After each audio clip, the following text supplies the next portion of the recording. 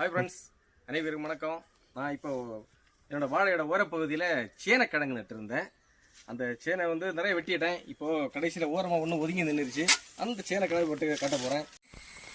பாருங்கள், இதுதான் சேனை செடி. அது மரமாக எல்லாம் வளராது, இந்த மாதிரி தான் வளரும். அதோட இலைகளை பாருங்கள் மேலே எப்படி நிற்குதுன்னு. இதை பாருங்கள், இதுதான் சேனை நின்ன பாயிண்ட்டு. இந்த சேனை வளர்ந்து 5 அடி மேலே உயரம் வளர்ந்து நின்றுச்சு. பட்டு வாடி போனதுக்கப்புறம் தான் கிழங்கு வெட்டணும். இப்போ கிழங்கு வெட்ட போகிறோம் பாருங்கள்.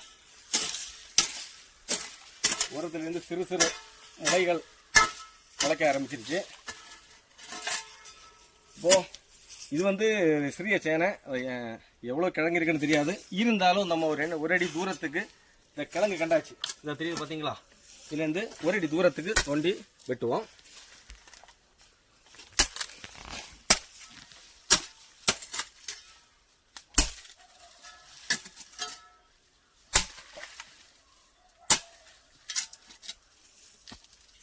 ஒரு ஓரத்துலேருந்து ஒரு சிறு கிழங்கு கிடச்சிருச்சு.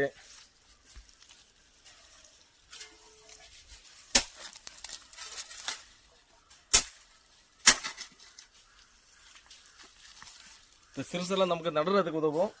இப்போ 100 கிராம் இருக்கும். தட்டதுக்கப்புறம் அடுத்த வருஷம் 1/2 கிலோ 1 கிலோ கிழங்கு ஆகும்.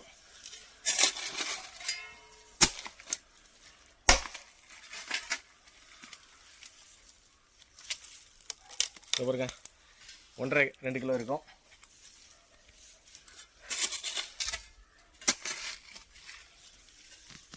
சின்ன சின்ன பொடிச்சுகளெல்லாம் விடக்கூடாது, நமக்கு சமையலுக்கு எடுக்கலாம்.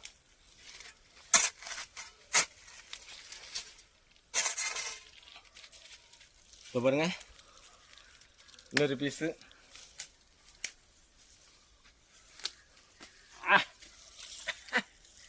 பாருங்க, 7 கிலோக்கு மேல் இருக்கும்.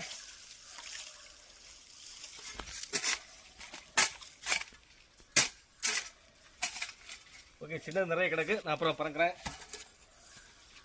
இப்போ பாருங்க, உண்மையை சொல்கிறேன், ஒரு மூட்டில் இருந்து இது ஒரு நீங்களே பாருங்க, ஒரு 7 கிலோ குறையாமல் இருக்கும். இது ஒரு 1 கிலோ 1.5 கிலோ இருக்கும். இது 1.5 கிலோ குறையாமல் இருக்கும். இது 1 கிலோ சைஸு. அப்போ எவ்வளோ கிழங்குச்சுன்னு பாருங்கள். ஓகே, நீங்களை கண்டிப்பாக உங்களால் முடிஞ்சால் ஏதோ ஊர பகுதியில் வீட்டு பகுதியில் 5 மூடு சேனைக்கிழங்கு நட்டு விடுங்க. வேறு ஒன்றும் இல்லை. நீங்கள் வீட்டில் வாங்குறீங்களா, நீங்கள் சமையலுக்காக வாங்கக்கூடியதுலேருந்து ஒரு பீஸ் நறுக்கி எடுத்து வச்சா போதும். அது பாட்டு நறுக்கி எடுத்து ஒரு வாரம் அப்படியே கரையில் வச்சுருங்க, வீட்டிலே வச்சுருங்க. இந்த சைடெல்லாம் வாடிடும். வாடினதுக்கப்புறம் நட்டுருங்க, முளைச்சிரும். வேறு எதுவும் செய்ய வேண்டாம். கொஞ்சம் என்ன சொல்கிறது, கொஞ்சம் வேஸ்ட்டு எல்லாம் ஒரு மண் குழி எடுத்து